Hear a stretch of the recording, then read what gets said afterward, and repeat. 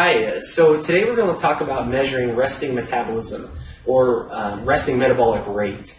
This is an important concept to understand, especially as a personal trainer. The vast majority of people that are going to come to you for training probably have some sort of goal to lose weight or maybe gain weight. The biggest component of total energy expenditure is someone's resting metabolic rate. So there's two ways to do this. You can measure this directly by measuring somebody's heat. When we talk about calories, calories is actually a unit of heat. In certain laboratories, they have these chambers where you can go and you can sleep in them, and it is actually measuring heat production from the body. That's very expensive. It's not really feasible. So we do it indirectly by measuring oxygen consumption. So we have our client, Curtis, he's been rested, he's laying down there, and we're collecting the gas that he's expiring. A few notes on how to prep your client when you're measuring their resting metabolic rate. The first thing, and probably the most important, is it is resting. So they need to have Curtis has been laying down here for about 15, 20 minutes. And that's the time frame that they need to be rested before you even start measuring anything. They need to be fasted. Different foods can affect our metabolism. Caffeine consumption needs to be stopped. Any medications that might affect their metabolism should be stopped if you want an accurate measurement. The other thing is that they need to have stopped exercise the previous 24 to 48 hours. We know that after exercise, metabolism can be elevated. So that's the first thing. Make sure that you prep the client that they're fully rested. The second thing that you want to do is you want to make sure that they have, if you see the mask that Kurt is wearing, that mask needs to have a tight seal around the face. The whole goal of this is to measure everything that he's expiring out. So if there's any leaks in the mask, then we're missing maybe some oxygen or carbon dioxide or whatever it is. So that needs to be tight. There's a lot of different sizes of masks.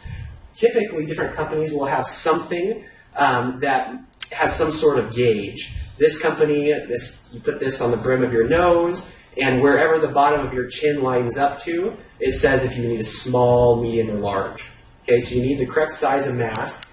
The second thing I want to point out on this mask is this little device here. This is important. What this allows, as Kurt is breathing in, there's a valve over here that is a one-way valve. So he's breathing in the air the air outside and wherever you're at. He's breathing in that air, and as he exhales, this valve shuts, and then the valve on the opposite side opens. That way, everything that he is breathing out, we get to collect. Okay? So he's been down for about 10 minutes, and everything that he's collecting is being collected into this balloon. Now, this method that I'm showing you is actually an old method. It's called the Douglas bag method, and it's not used anymore, but it's a good way to understand really what is going on. So let me just kind of repeat. Curtis is breathing in the outside air. He's completely relaxed. Everything that he is expiring we're collecting into this bag. So now if we want to know what his resting metabolic rate is, we need to know a few things. We need to know what percentage of the expired air that he's breathing out is oxygen. That's what we're looking for, oxygen consumption, and then we can get calories.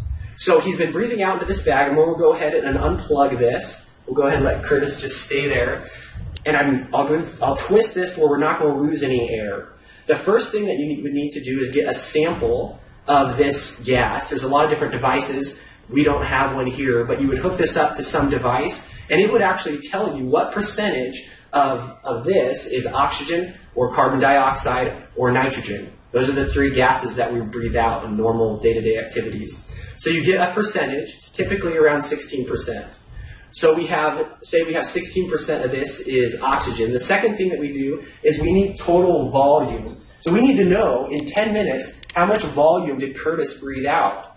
Well, this is a machine, again, not used anymore. I'll show you the way we do this. But you would hook this device or this balloon to this device,